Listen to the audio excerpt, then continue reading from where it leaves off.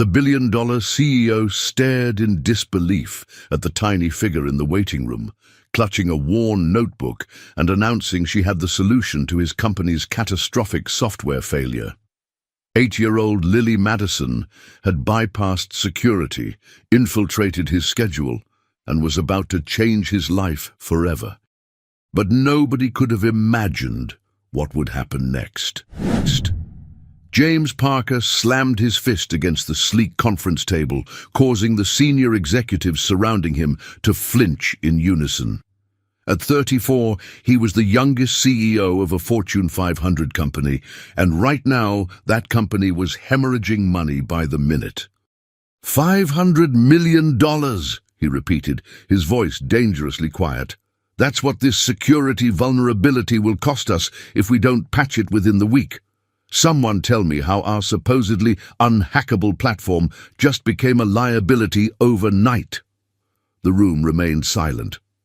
Parker Technologies' revolutionary secure payment system, the one that handled transactions for nearly half of America's online retail, had mysteriously begun rejecting valid transactions while approving fraudulent ones. The stock was in freefall. Marcus Jefferson, his COO and oldest friend, cleared his throat. James, we've got every engineer working around the clock. The problem is, the vulnerability seems to adapt when we try to patch it. It's like nothing we've ever seen. James ran his hand through his dark hair, a habit from his coding days before he became the face of American tech innovation. The board was already questioning whether a 34-year-old was equipped to handle a crisis of this magnitude. 5 years building this company from nothing, and it could all vanish because of some vulnerability they'd overlooked. His intercom buzzed. "Mr. Parker, there's a little girl in reception insisting she has an appointment." James frowned. "Nancy, I don't have time for—" "Sir, she says she's here about your payment authentication vulnerability. She mentioned a recursive loop issue that matches what our security team just identified in their preliminary report." The executives exchanged glances. James felt his stomach drop. Their internal security assessment wasn't public information. "Tell security to escort her up immediately," he ordered, "and find out how she got this information." The door opened moments later, and for a moment James thought there had been a mistake. She couldn't have been more than 8 years old, small even for her age, with curly brown hair pulled back in a practical ponytail. She wore jeans, beat-up sneakers, and a faded T-shirt with a cartoon robot. Under her arm was a worn spiral notebook covered in stickers. "Hello," she said, her voice surprisingly steady. "I'm Lily Madison. I'm here about your recursive authentication vulnerability."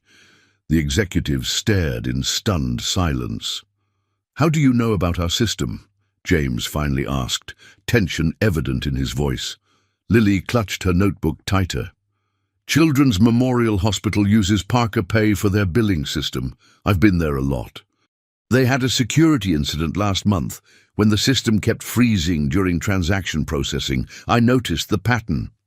"That doesn't explain how you'd have insight into our code," the security director interjected. "I didn't need to see your actual code," Lily explained. "The error produces specific symptoms when it fails. My dad was a cybersecurity specialist before he died. He taught me to recognize pattern behaviors in systems." She paused. "When I saw the news about Parker Technologies having transaction failures, I recognized the same symptoms." James studied the child skeptically. "Young lady, these are complex enterprise systems. You can't diagnose them from a hospital terminal." Lily's large brown eyes didn't waver. "When authentication protocols have recursive logic errors, they create specific failure patterns. Your public API documentation shows enough of your verification workflow that I could identify where the vulnerability must be." The technical director choked on his coffee. James stood slowly, studying the child. "Everyone out," he commanded. "Except you," he pointed at Marcus. When the room cleared, James gestured to a chair. "Sit down and explain exactly who you are and what you know." Lily climbed onto the chair, her feet dangling above the floor. I already told you. I'm Lily Madison, I'm 8 years old, and I know how to fix your system. This is ridiculous, James muttered, pacing in front of the windows overlooking downtown Chicago. Marcus, call security. Your authentication handshake has a logical flaw in its verification sequence, Lily interrupted, opening her notebook. When transaction amounts contain specific patterns that trigger your fraud detection algorithm, it creates an endless verification loop that overloads your memory allocation. Marcus leaned forward. James, that actually matches what our team has been seeing. She could have heard that anywhere, James dismissed, though doubt crept up his spine. Your public developer documentation shows your authentication workflow, Lily continued unperturbed. But it doesn't show that you're using nested verification without proper exit conditions. That's where the vulnerability is. James froze. She was describing exactly what their internal team had just identified. How did you learn about systems like this? Marcus asked, while James processed her words. My dad taught me programming when I was 4, Lily replied, a shadow crossing her face. He specialized in finding security flaws in financial systems before the plane crash. James looked up sharply, the child's words striking something deep within him. Loss. He recognized it immediately in her eyes. She's right about the recursive loop, he admitted reluctantly to Marcus, but that doesn't explain how she diagnosed it with such specificity. Lily pulled a tablet from her backpack. I built a simulation based on your public API documentation. See? She opened a program showing a simplified version of their transaction flow. When I input these transaction patterns, it creates the same failure signatures your system is showing in the news reports. James and Marcus exchanged looks of disbelief as she demonstrated her simulation. Hold on, James held up his hand. Let's back up. You're saying you figured this out from a hospital computer. Why were you there? A flicker of vulnerability crossed Lily's face before she squared her small shoulders. I live there, mostly. Foster care when I'm not having treatments? Something about her matter-of-fact tone made James's chest tighten. He thought of the children's hospital, its cheerful murals attempting to mask the reality of young lives battling against time. What's wrong with you? He asked, then winced at his bluntness. Heart defect. Complicated one. She pointed to a barely visible scar peeking from her collar. 3rd surgery next week. Marcus gave James a look, the same one he'd given at Rebecca's funeral 5 years ago, when James had shut down completely, throwing himself into building Parker Technologies to avoid facing his grief. Show me your solution, James said, diverting from emotions to the familiar territory of code. Lily opened her notebook, revealing pages of meticulous notes written in a child's careful handwriting. Diagrams, workflow charts, and logical decision trees filled the pages. James leaned closer, his eyes widening. This is actually a viable approach, he admitted, scanning her proposed fix. You've created a verification checkpoint that would prevent the recursive loop while maintaining security integrity. I call it a safety net, Lily said, a hint of pride in her voice.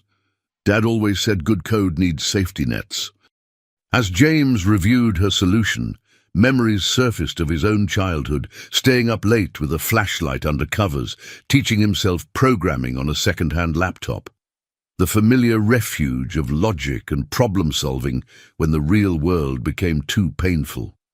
If we implement this approach, Marcus said, studying the diagram, we could have the system back online within hours instead of days. James nodded slowly, a growing realization that this child had potentially identified a solution his entire security team had missed. Lily, if this works, you've just saved us from a catastrophic loss. He studied her, curiosity winning over suspicion. Why did you do this? What do you want? She met his gaze steadily. I want you to be my dad for a day. The silence in the room was absolute. James stared at the little girl, certain he had misheard. "You want what?" he finally managed. "To be your daughter, for one day." Lily's voice remained matter-of-fact, but her fingers fidgeted with the edge of her notebook. "Before my surgery next week." Marcus made a strangled noise beside him. James shot him a warning glance before turning back to Lily. "Why me?" James asked carefully. "You don't even know me." Lily tilted her head. "I know Parker Technologies. I read about you. You built something amazing after your wife died. You're smart. You don't give up." She paused. "And you don't have any kids." The directness of her assessment felt like a physical blow. How did this child see through him so easily? "Look," James said, attempting to regain control of the situation. "If your solution helps, we can certainly arrange some kind of reward. A college scholarship fund, perhaps." "I don't need money," Lily interrupted. "The social worker says my chances of adoption decrease by 20% with each surgery. Statistically, I'm already unlikely." Her voice didn't waver, but her knuckles whitened around her notebook. "I just want to know what it feels like before my surgery one day." Marcus stepped forward. "James, can I speak with you privately?" In the corner of the office, Marcus kept his voice low. "This is insane. You can't just borrow a child for a day." "I know that," James hissed, "but if her solution works, then reward her appropriately. A donation to the hospital, a special tour of the company, whatever. But this father-daughter fantasy, you can't encourage it." James glanced back at Lily, who sat patiently, legs swinging beneath the chair. For a moment, he saw himself at that age, after his own father had abandoned the family, before his mother started working double shifts, when the loneliness had first become his constant companion. "Let's test her approach first," James decided. "If it works, we'll figure out something appropriate." They returned to Lily, who looked up expectantly. "We're going to try your solution," James told her. "If it helps, we'll discuss your request." A hint of a smile touched Lily's lips. "It'll work." 4 hours later, after James had personally overseen the implementation of Lily's solution by his security team, the crisis monitoring screens began to show green. Transaction failures dropped to 0. Authentication processes stabilized. "It's working," breathed the head engineer. "The authentication checkpoint catches the recursion before it begins." James stared at the screens, then at the small figure sitting nearby, swinging her legs and drawing robots in her notebook. She hadn't suggested a complete rewrite of their code, just an elegant checkpoint that prevented the vulnerability from being exploited. "Call Thomas Reed at Chicago Child Services," James instructed his assistant. "Tell him I need to discuss Lily Madison's case immediately." Later that afternoon, in a conference room now emptied of executives and filled instead with a suspicious social worker, James found himself agreeing to the strangest arrangement of his life. "Let me understand this," Thomas Reed said, adjusting his glasses. "You want temporary guardianship of Lily for a 24-hour period as some sort of what, exactly? Field trip?" "More like an educational shadow experience," James improvised, uncomfortable under the social worker's scrutiny. "Lily has shown exceptional aptitude for systems thinking. Parker Technologies would like to encourage this talent through a mentor shadow day." Reed's expression remained skeptical.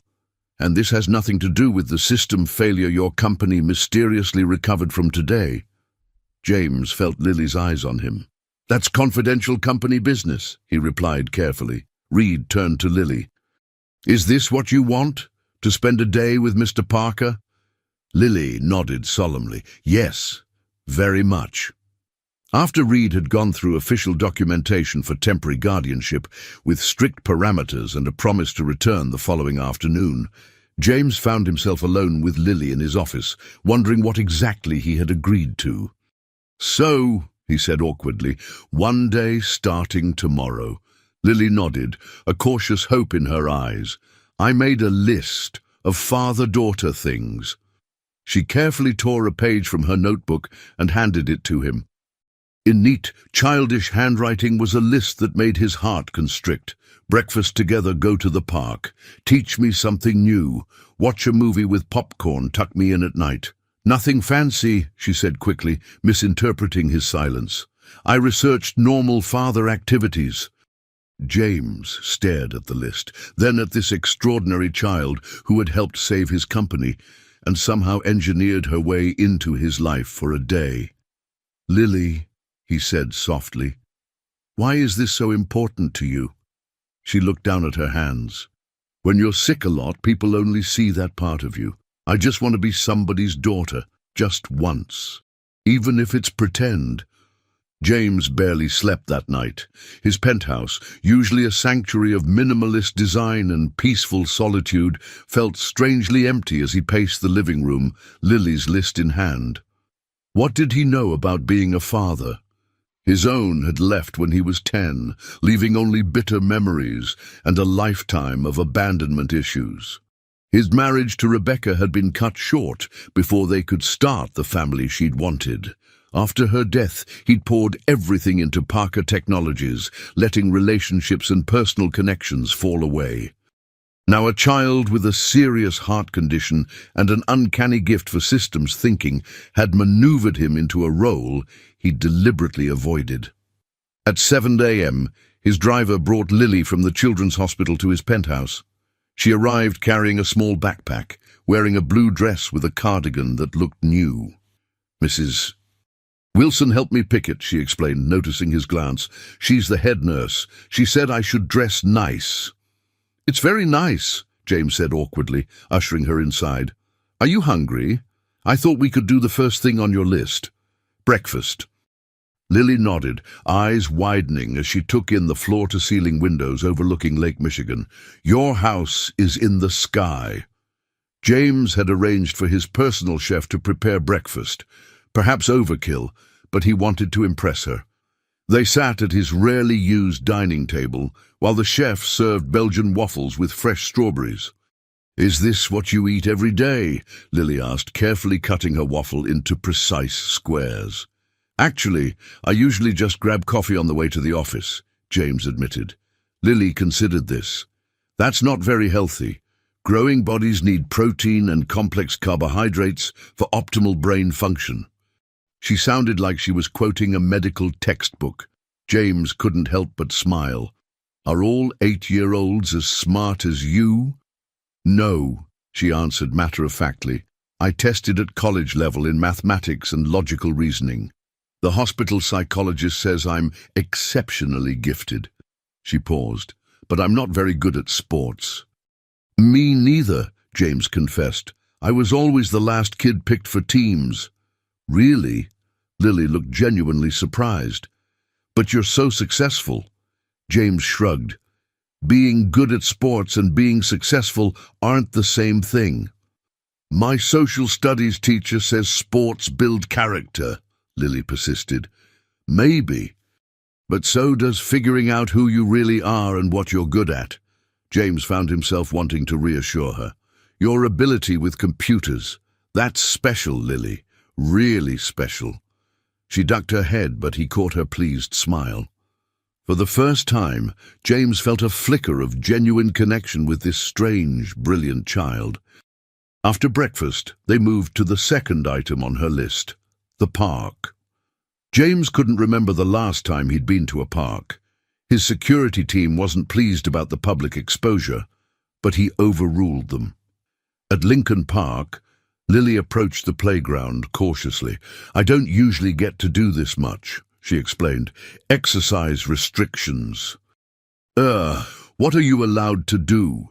James asked, suddenly concerned about her health. Walking is okay. Swinging is okay if I don't go too high.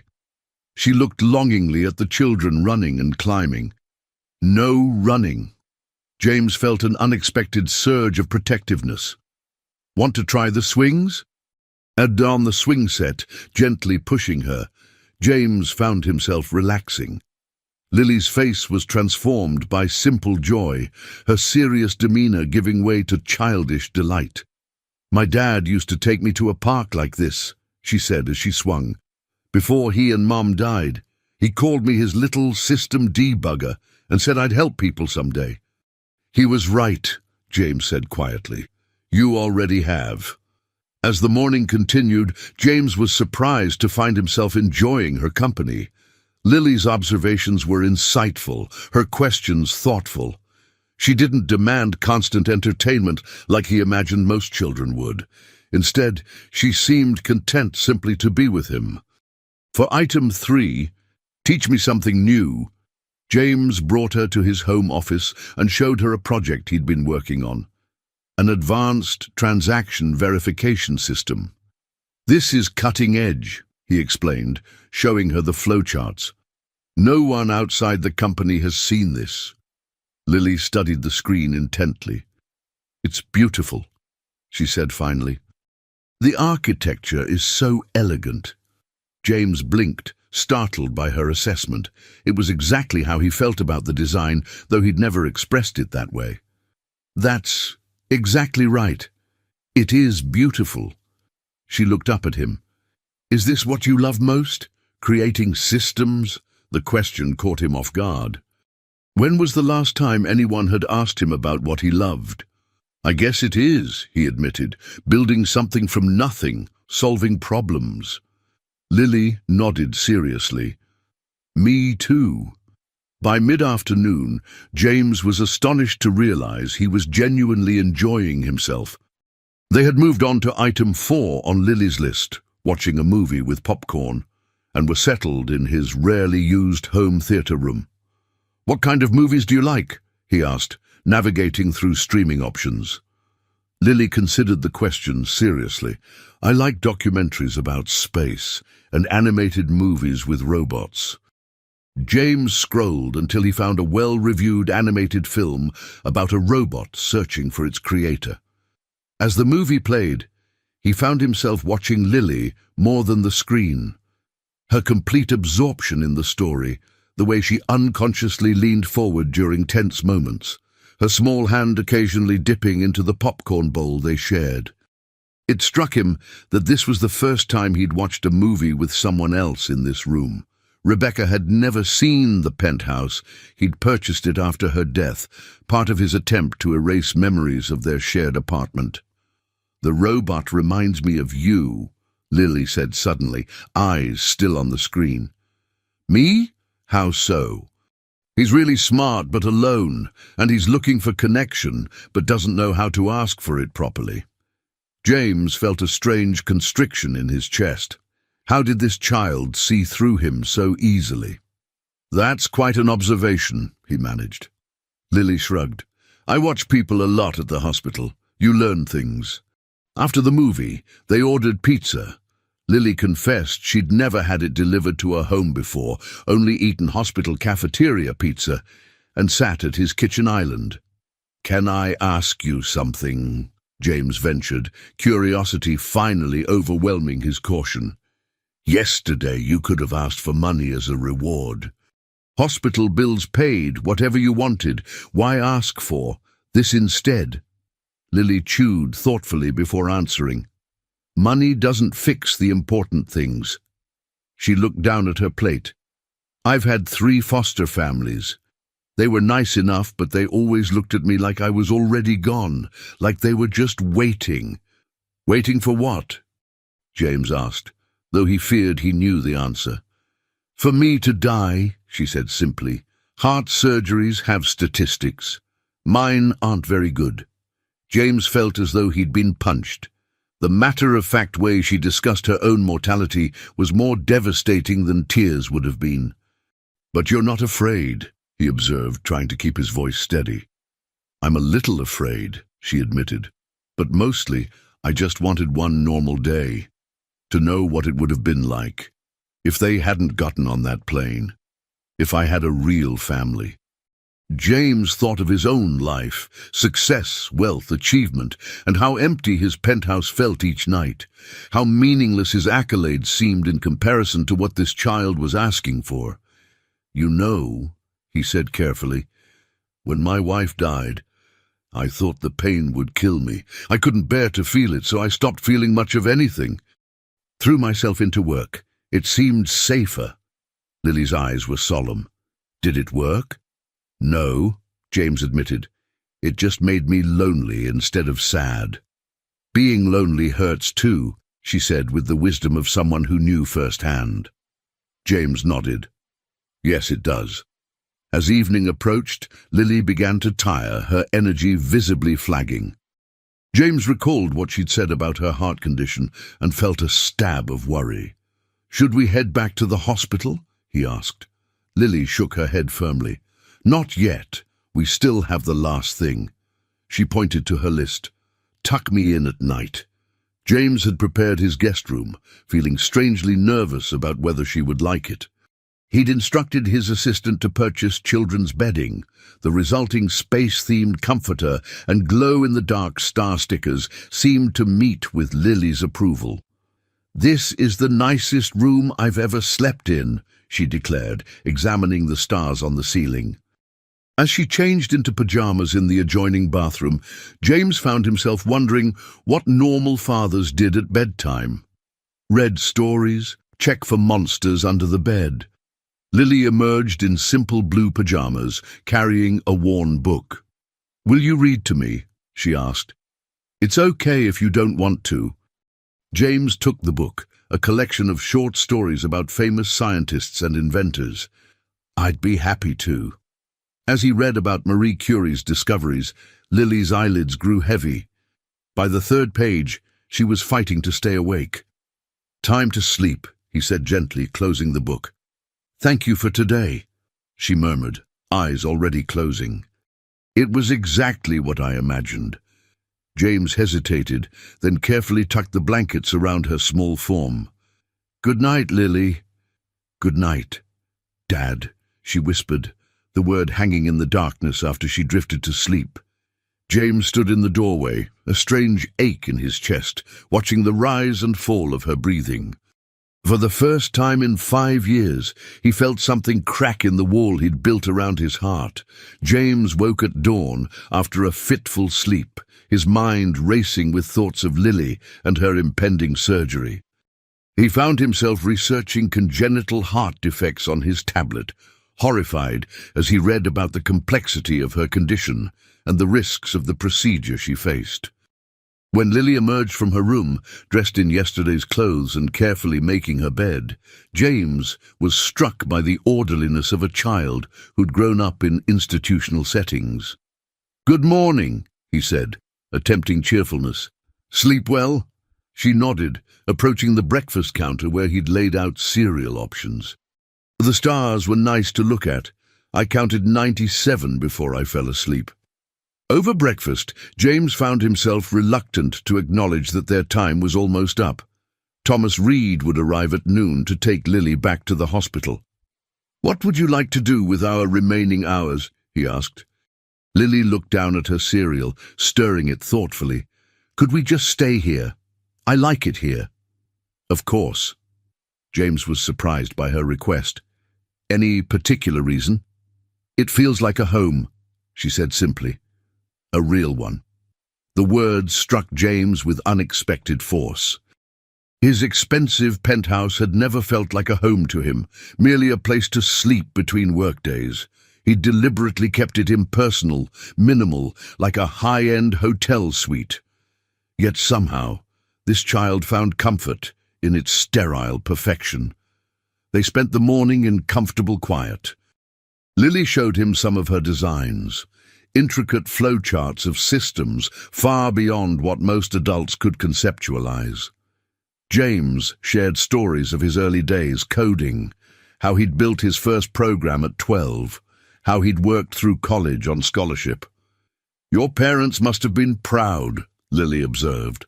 James shook his head. "My father was gone by then. My mother, she didn't really understand what I was doing." He paused. "Your parents understood you, though." Lily nodded. "Dad said I had a special brain. Mom said I had a special heart." Her expression grew sad. "Turns out she was right about my heart, just not in the way she meant." James felt a profound sense of injustice at this brilliant child's circumstances. Before he could respond, his phone rang. Marcus, with news about the company. "The system has been stable for 24 hours, Marcus reported. "Board is ecstatic. Stock is rebounding. James, this girl's solution saved us hundreds of millions." "I know," James said quietly, watching Lily sketch at his dining table. "So what happens now with the kid?"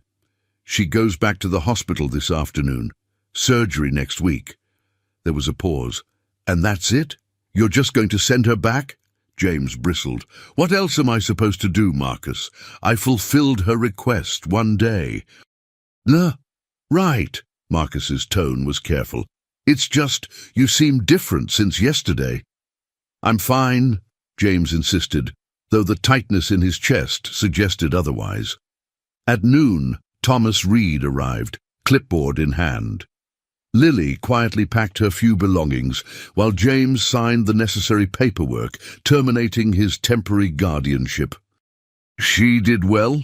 Reed asked, eyeing James cautiously. "She was perfect," James answered honestly. "Extraordinary, actually." Reed nodded, unsurprised. "Lily is special. Brilliant mind, enormous heart. Metaphorically speaking, shame about her medical situation." He lowered his voice. "The surgery next week is high risk. Third attempt to repair a complex defect."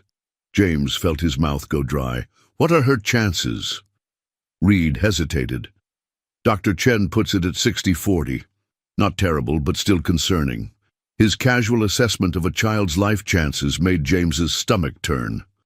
When Lily emerged with her backpack, her expression was carefully neutral, the face of a child accustomed to transitions and goodbyes. "Thank you for everything, Mr. Parker," she said formally, extending her small hand. James knelt to her level instead, meeting her eyes. "Thank you, Lily, for helping my company and for—" Me, he struggled to articulate what else she had done for him. "Being your daughter for a day?" she suggested softly. "Yes," he managed, his throat tight, "exactly that." She nodded solemnly. "I won't forget." As Reed led her to the elevator, Lily turned back once, raising her hand in a small wave. The doors closed and she was gone. James stood in the sudden silence of his penthouse, which now seemed unbearably empty. He walked to the guest room where Lily had slept, observing the perfectly made bed, the glow-in-the-dark stars on the ceiling, the single long brown hair on the pillow. His phone buzzed with messages from the office, meetings, decisions, the machinery of Parker Technologies demanding his attention. For the first time in 5 years, he found himself completely uninterested in work. Instead, he picked up his tablet and began researching pediatric cardiac surgeons. If Lily's chances were only 60-40, perhaps he could improve those odds. Parker Technologies had resources, connections. Surely there was something he could do. By evening, James had identified the top 3 pediatric heart specialists in the country. He was on the phone with his assistant, arranging to fly them to Chicago for consultations, when his doorman called up. "Mr. Parker, Dr. Sarah Chen from Children's Memorial is here to see you. Says it's urgent." James felt his heart drop. "Send her up immediately." "Doctor." Chen was a composed woman in her early 40s, still wearing scrubs under her coat. Her expression was grave as she entered his penthouse. "Mr. Parker, I apologize for coming unannounced, but I needed to speak with you directly about Lily Madison." "Has something happened?" James asked, fear constricting his chest. "Her condition has destabilized. We're moving her surgery up to tomorrow morning." Dr. Chen studied him carefully. "She's been asking for you." "I'll come immediately," James said, already reaching for his coat. Dr. Chen's expression softened slightly. "I hoped you'd say that. She's stable for now, but her cardiac readings are concerning. The team is prepping her for tomorrow." During the drive to Children's Memorial, James's mind raced. What had started as a bizarre business encounter had somehow become deeply personal in just 36 hours. This brilliant, vulnerable child had found a crack in his carefully constructed walls. The pediatric cardiac ward was painted in cheerful colors that couldn't mask its essential purpose. Dr. Chen led him to a private room where Lily lay connected to monitors, her small form diminished against white sheets. "Lily," Dr. Chen said gently, "your visitor is here." Lily's eyes fluttered open. When she saw James, her face transformed with a smile that clutched at his heart. "You came," she whispered. "Of course I did." James moved to her bedside, shocked by how fragile she looked. Dr. Chen stepped out, leaving them alone. James carefully sat in the chair beside the bed. "I didn't think I'd see you again," Lily admitted, her voice thin. James swallowed hard. "Lily, why didn't you tell me your surgery was so risky?" She looked away. "Everyone gets weird when they know, treats me differently." Her fingers plucked at the blanket. "I just wanted one normal day." The monitors beeped steadily as James struggled with emotions he'd kept buried since Rebecca's death. Grief, fear, the terrible vulnerability of caring for someone who might be lost. "Are you scared?" he asked quietly. Lily nodded, a single tear sliding down her cheek. "I don't want to die." The raw honesty broke something in James. He reached for her hand, enveloping it in his. "Listen to me, you're not going to die. I'm bringing in additional specialists to consult on your case." "You don't have to do that," she protested weakly. "Yes, I do." The certainty in his voice surprised even him. "Lily, you helped save my company. Let me help you." She studied him with those two perceptive eyes. "Is that the only reason?" James felt the walls around his heart crumbling. "No," he admitted, "it's not." Before either could speak again, a nurse entered to check Lily's vitals. James stepped into the hallway, pulling out his phone to coordinate with the specialists he'd contacted earlier. By midnight, he'd arranged for the country's leading pediatric cardiologist to review her case before surgery. When he returned to Lily's room, she was asleep. James sank into the chair beside her bed, watching the steady rise and fall of her chest, listening to the reassuring beep of monitors. Thomas Reed found him there at dawn, still keeping vigil. "Mr. Parker, I didn't expect to see you here." James looked up, his decision already made. "I want to apply for temporary guardianship of Lily Madison during her recovery." Reed's eyebrows rose. "That's unexpected. There are processes, evaluations." "I understand. I'll comply with everything required, but I want to start the process now." Reed studied him carefully. "This isn't a business acquisition, Mr. Parker. This is a child with serious medical needs." "I'm aware," James said firmly. "Please, just tell me what I need to do."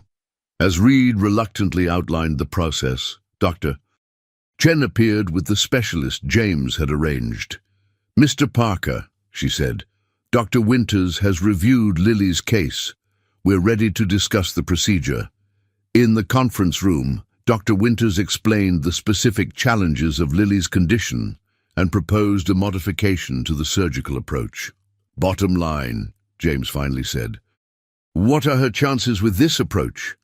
Dr. Winters exchanged glances with Dr. Chen. "I'd estimate 70% chance of a successful repair." "Better than 60-40, Dr. Chen added. "Significantly better." James nodded. "Do it, whatever it costs." As they prepared to leave, Dr. Chen touched his arm. "Mr. Reed mentioned your interest in guardianship. May I ask why?" James looked through the window to Lily's room. "Because she deserves someone who sees her as more than a medical statistic. And he hesitated. "I need to remember what matters beyond quarterly reports." Dr. Chen smiled faintly. "You've known her 2 days. Sometimes 2 days is enough to change your perspective entirely." The surgical waiting room was a purgatory of uncomfortable chairs and stale coffee. James paced restlessly, checking his watch every few minutes. Lily had been in surgery for 4 hours already. Marcus arrived carrying fresh coffee and concern. "Any news?" James shook his head. "Nothing yet. They sat in silence until Marcus spoke again. "The board's called an emergency meeting. They want to discuss recent events." "Tell them I'm unavailable," James said tersely. "They're concerned about your judgment, James. First the security breach, now this, personal involvement with a child." James felt a flare of anger. That child identified a vulnerability that our entire security team missed. "I know that, but they're questioning whether you're thinking clearly after." Marcus hesitated. "After Rebecca," James finished flatly. "Tell them my personal life is none of their business." Marcus sighed. "It becomes their business when you're suddenly seeking guardianship of a critically ill child you met 2 days ago." "How did they—" James began, then realized. "Read. The board has concerns about potential liability, distraction from company leadership." "Enough," James interrupted. "Tell them if they want to discuss my future with the company, they can wait until a little girl isn't fighting for her life." As Marcus left, Dr. Chen appeared, still in surgical scrubs. James stood immediately. "She's stable," Dr. Chen said. "Dr. Winter's approach worked. The repair looks good." Relief flooded through James. So she's going to be okay. The next 48 hours are critical, but yes, her prognosis is much improved. Dr. Chen studied him. "Mr. Parker, about the guardianship application." "I'm still pursuing it," he stated firmly. "Then you should know something. Lily's medical needs are substantial. Her parents' insurance covered earlier treatments, but since then, she's been on state assistance. Her ongoing care—" "Money isn't an issue," James interrupted. Dr. Chen nodded. "I assumed as much, but her care isn't just financial. It's emotional, physical. It's midnight fevers and medication schedules and dietary restrictions. It's a commitment." James met her gaze steadily. "I understand." "Do you?" she challenged gently. "2 days ago, you didn't know she existed." Before James could respond, alarms sounded from the recovery area. Dr. Chen's face changed instantly. "Wait here," she ordered, rushing toward the sound. The next 20 minutes were the longest of James's life. When Dr. Chen finally returned, her expression was grave. "There's been a complication. Post-surgical bleeding. Dr. Winters is addressing it now." James felt his world narrowing to a single point of focus. "What can I do?" "Nothing but wait," she said gently. "And hope." Hours passed in a blur of anxiety. Corporate concerns faded to insignificance. James realized with startling clarity that nothing mattered except Lily's survival. Finally, Dr. Winters emerged, exhaustion etched on his face. "We've controlled the bleeding. She's stable again. The next 12 hours are critical, but I believe the worst is behind us." "Thank you," James said, his voice raw. "Can I see her?" "Briefly." "She's in recovery." In the ICU, James barely recognized Lily beneath the tubes and bandages. Her skin was nearly translucent, her chest rising and falling with mechanical precision, thanks to the ventilator. "You're the strongest person I've ever met," he whispered, gently touching her hand. "Keep fighting, Lily. I'm not going anywhere." As dawn broke, James dozed in the chair beside her bed. He woke to a gentle touch on his shoulder, Dr. Chen, with cautious optimism in her eyes. "Her numbers are improving. She's fighting." James nodded, not trusting himself to speak. "You should get some rest," she suggested. "A real bed, food. We'll call immediately if anything changes." James shook his head. "I'm staying." Dr. Chen studied him thoughtfully. "You know, in 15 years of pediatric cardiology, I've seen all kinds of parents, the ones who run when things get hard, the ones who break under the strain." She paused. "I'm beginning to think Lily chose very well." "She didn't choose me," James corrected. "She chose a fantasy, one day with a pretend father." "Maybe," Dr. Chen conceded, "or maybe she saw something in you that you've forgotten was there." By the 3rd day after surgery, Lily was breathing on her own, her recovery exceeding expectations. James had barely left the hospital, working remotely from her room, sleeping in the recliner beside her bed. When she finally opened her eyes properly, her first words were, "You're still here." "I told you I wasn't going anywhere," James replied, moving to her side. A ghost of her smile appeared. "I thought you might have important CEO things to do. Nothing more important than this." He carefully took her hand. "How do you feel?" "Like an elephant sat on my chest," she whispered. James laughed softly. "Dr. Winters says that's normal. He also says the repair looks excellent." Lily's eyes widened.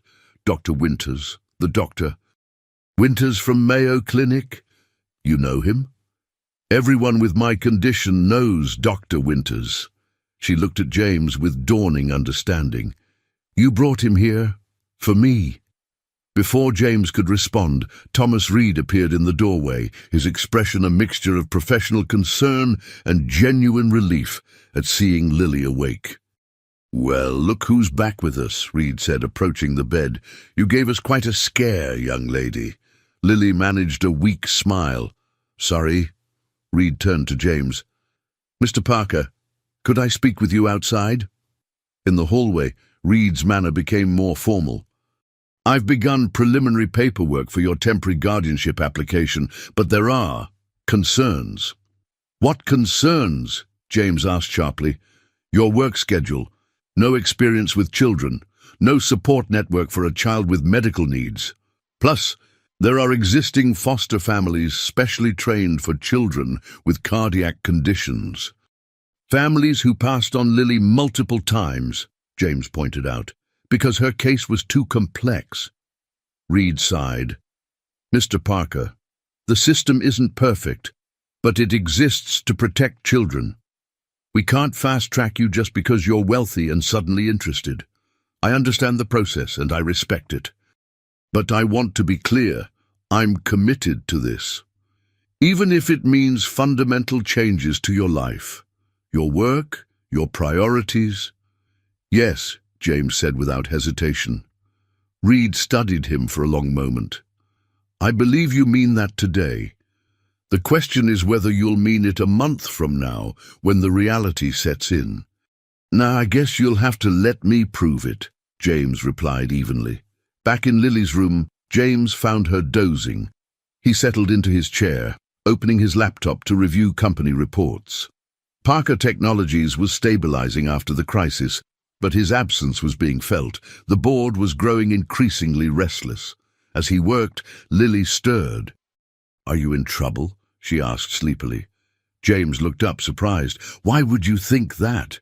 You look worried, and you're working all the time, but still staying here."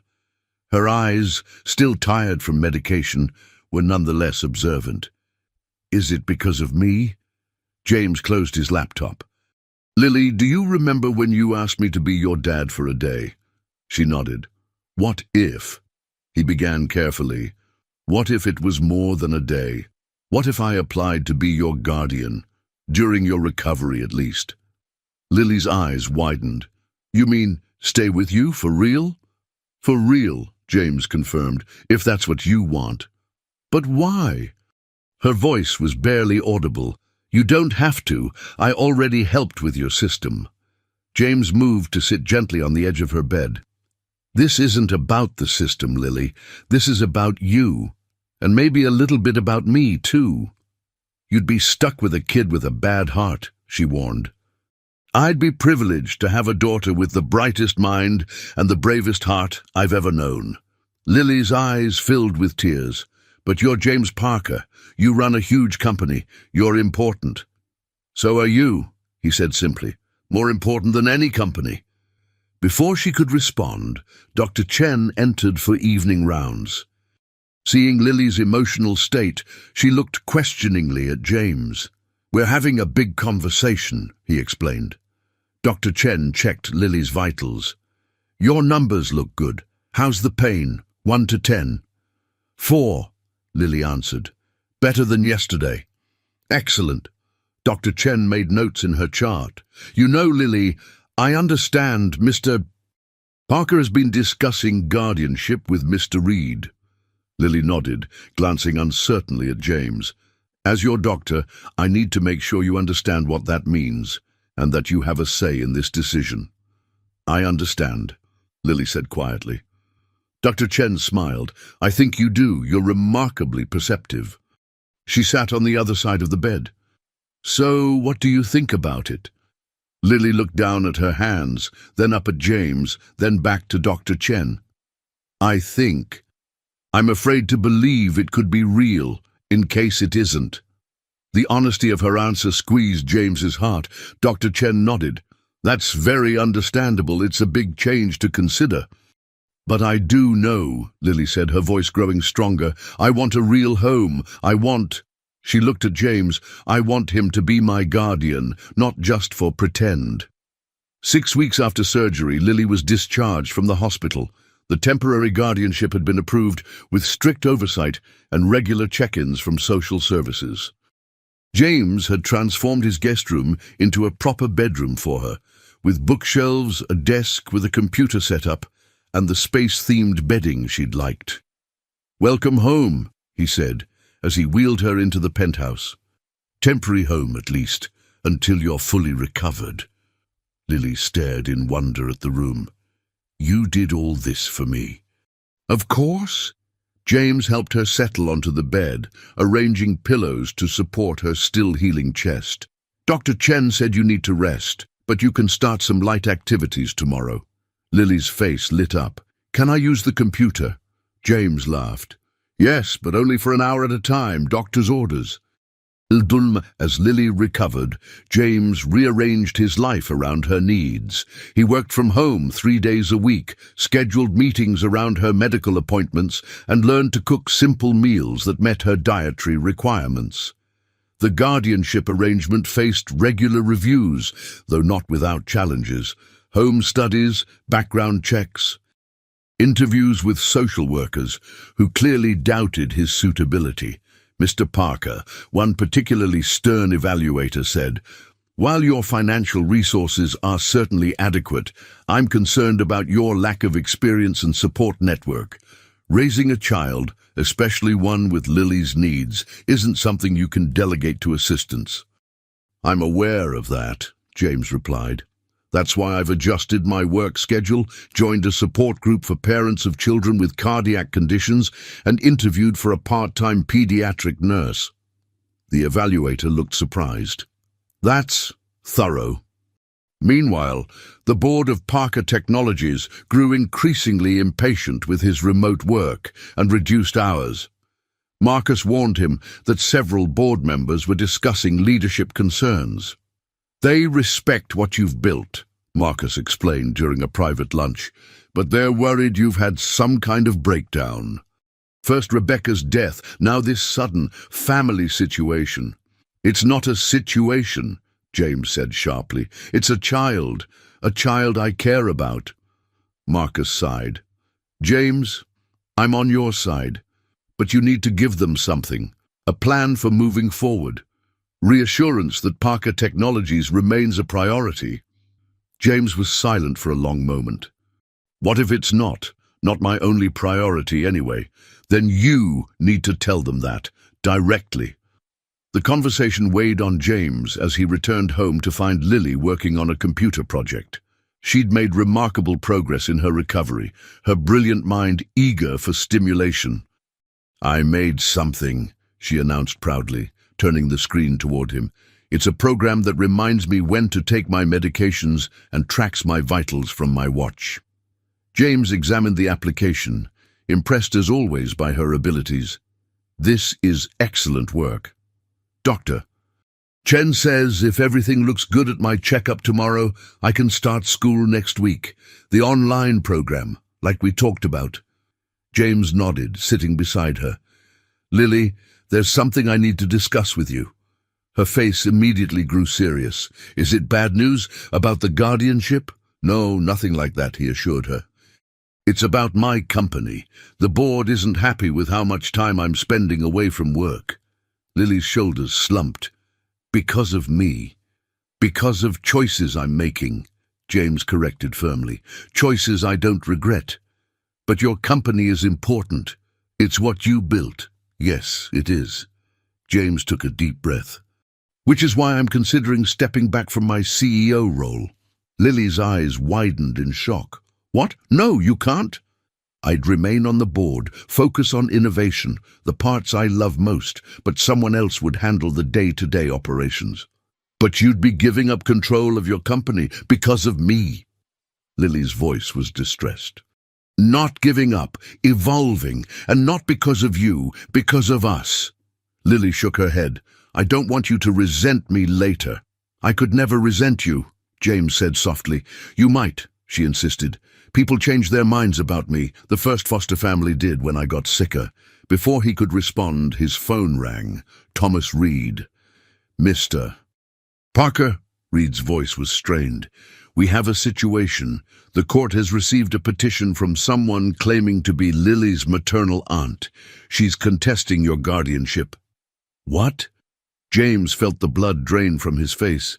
Lily doesn't have an aunt. Her files list no living relatives. Apparently, Patricia Whitman has been living abroad. She's returned to the U.S. and is claiming prior relationship and family priority. That's impossible, James insisted. Lily would have mentioned an aunt. Reed's hesitation was palpable. Ms. Whitman has documentation, Mr. Parker. And in the eyes of the court, a blood relative usually takes precedence over an unrelated guardian, regardless of resources. I don't have an aunt, Lily insisted, her small face pale with distress. Mom never mentioned a sister. James sat beside her on the sofa, trying to project a calm he didn't feel. Patricia Whitman claims to be your mother's sister. She has photographs, documentation. Then she's lying, Lily said firmly, or confused, or your mother had reasons not to discuss her, James suggested gently. People sometimes hide difficult family relationships. Lily's expression grew thoughtful. Mom never talked about her family. When I asked, she'd changed the subject. The court had scheduled a hearing for the following week. James's attorneys were investigating Patricia Whitman, but preliminary research confirmed her identity as Jessica Madison's estranged sister. I don't want to live with a stranger, Lily whispered that night as James tucked her in. Even if she is related to me. You won't have to, James promised, though uncertainty gnawed at him. Try to sleep. We'll figure this out. After Lily fell asleep, James paced his living room, strategy forming. If Patricia Whitman was indeed Lily's aunt, he'd need to prove she was unsuitable or understand her true motivation. The next morning, against his attorney's advice, James arranged to meet Patricia Whitman at a neutral location, a restaurant near his office. She was in her early 40s, elegantly dressed, with streaks of grey and dark hair that resembled Lily's. Her eyes, however, were calculating in a way Lily's never were. Mr. Parker, she greeted him with practiced warmth. How kind of you to meet with me. I'll be direct, Ms. Whitman, James said, skipping pleasantries. Why appear now, when Lily has been in the system for over 2 years since her parents' death? Patricia's smile tightened. I was living in Europe. Communication was difficult. I only recently learned of my sister's passing and my niece's situation. And yet you had time to prepare extensive documentation for a custody challenge. I'm efficient, she replied smoothly. A family trait, it seems. I understand my niece is quite exceptional. The way she said it, with pride but no affection, raised James's suspicions. She is exceptional in ways that have nothing to do with her intelligence. Of course, Patricia agreed too quickly. I'm eager to provide her with opportunities her talents deserve, such as the finest schools, specialized programs. With proper guidance, Lily could accomplish extraordinary things. James studied her carefully. You've never met her, never seen her through a surgery or held her hand during a nightmare, yet you're suddenly invested in her future. Patricia's expression hardened slightly. Blood is blood, Mr. Parker, and courts recognize that. I'm her only living relative. Why are you really here, Ms. Whitman? She leaned forward. Perhaps we can reach an arrangement. I understand you're a businessman. Surely we can find a mutually beneficial solution. And there it was. You don't want Lily, James realized. You want something else. Patricia sat back, calculating. My sister made choices I didn't agree with, wasted her potential. Her child represents a second chance. A second chance for what?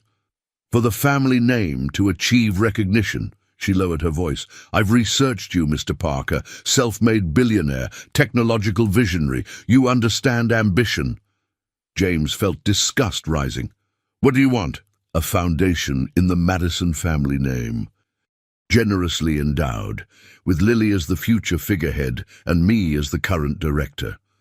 You're using a custody claim to extort money, James stated flatly. Patricia's smile was cold. I'm proposing a solution that benefits everyone. Lily gets stability with you. You keep your project. I receive appropriate compensation for relinquishing my rights. James stood. We have nothing more to discuss. Don't be hasty, Patricia warned.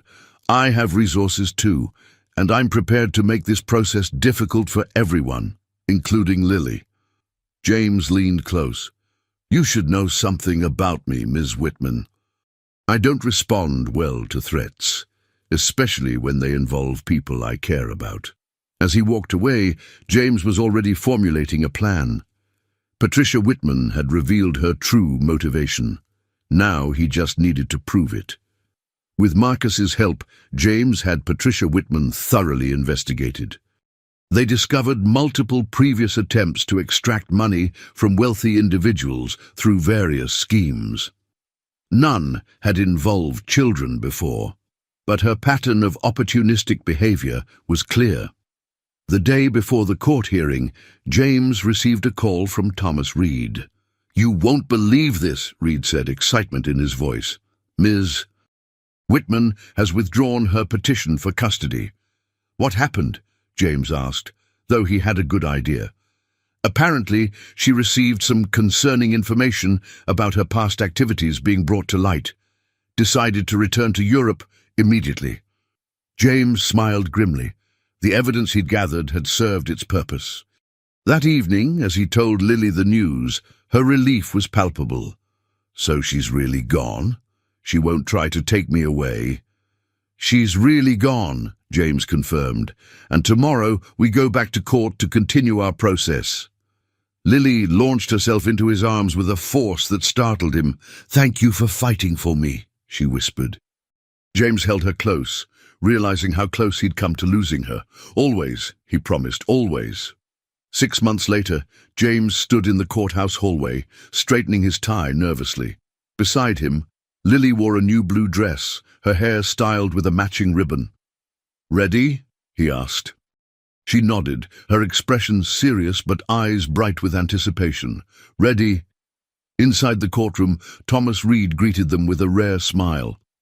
All the paperwork is in order. Judge Williams is known for being thorough but fair. The proceedings were formal but surprisingly quick. The judge reviewed their file, asked Lily several questions about her feelings on the adoption, and inquired about James's plans for balancing work and parenting. Mr. Parker, Judge Williams said finally, the court recognizes the extraordinary circumstances that brought you and Lily together. While your situation is unconventional, the evidence of your commitment is substantial. She smiled. It is the court's pleasure to approve this adoption. With the bang of her gavel, James Parker officially became Lily Madison Parker's father. Outside the courthouse, Marcus waited with a small celebration. Balloons, flowers, and Lily's favorite chocolate cake from the bakery near their home. Congratulations, you two, he said warmly. Official at last. As they celebrated, James reflected on the changes of the past 6 months. He had indeed stepped down as CEO, taking the role of Chief Innovation Officer instead. The board had been resistant but ultimately supportive once they saw his plan for remaining involved while developing new leadership. Parker Technologies continued to thrive, and James found his new role allowed him to focus on what he loved most, creating new technologies while giving him the flexibility Lily needed. Lily had blossomed. Her health improved steadily, her most recent checkup showing the heart repair holding strong. She attended a hybrid school program that combined online learning with in-person classes 3 days a week, allowing for her medical appointments and recovery needs. Most surprisingly, James had discovered that parenting came with a steep learning curve. There had been sleepless nights with medication concerns, frustrating meetings with insurance companies, and the constant background anxiety about her health. Yet these challenges had given his life meaning beyond anything he'd known before. "Dad," Lily said, interrupting his thoughts, "can we show Marcus what we're working on?" James grinned. "Absolutely." Back at their new home, a spacious townhouse with a small garden closer to Lily's school and the hospital than the penthouse had been, they led Marcus to what had once been the formal dining room, now converted into a shared workspace. "This is our lab," Lily announced proudly. The room contained 2 workstations, one adult-sized, one child-sized, facing each other across a central table covered in electronics. Whiteboards lined the walls, filled with diagrams and notes in 2 distinct handwritings. "We're developing adaptive technology for kids in hospitals," Lily explained, "based on what I wished I'd had." Marcus examined their early prototypes with genuine interest. "This has potential. Parker Technologies could develop this further." "We're in early discussions," James confirmed, though Lily insists any profits go to Children's Memorial. "It's only fair," she said firmly. "They took care of me when no one else could." Later that evening, after Marcus had gone and Lily was getting ready for bed, a process that now involved James listening to her explain her latest ideas until she grew sleepy, he sat in the quiet living room, marveling at how completely his life had changed. His phone buzzed with a text from Dr. Chen. "Saw the adoption made official today. Congratulations to you both. You were exactly what each other needed." James smiled, knowing she was right. A girl with a brilliant mind and a damaged heart had shown a man with a damaged heart how to be brilliant again. The solution to his $500 million problem had turned out to be worth infinitely more. In Lily's room, glow-in-the-dark stars still adorned the ceiling, a reminder of that first night she'd spent as his daughter for a day. Now, those stars would watch over her for thousands of nights to come. James Parker had built a tech empire from nothing, but his greatest creation was this, a family forged not from obligation or blood, but from recognition of what truly mattered. A little girl had come to help fix a system vulnerability and had instead repaired something far more important, the human heart at the center of the machine. "Dad?" Lily called sleepily from her room. "Can we work on the hospital project tomorrow?" "Absolutely," he answered, rising immediately. Some problems, James had learned, weren't meant to be solved alone, and some solutions changed everything.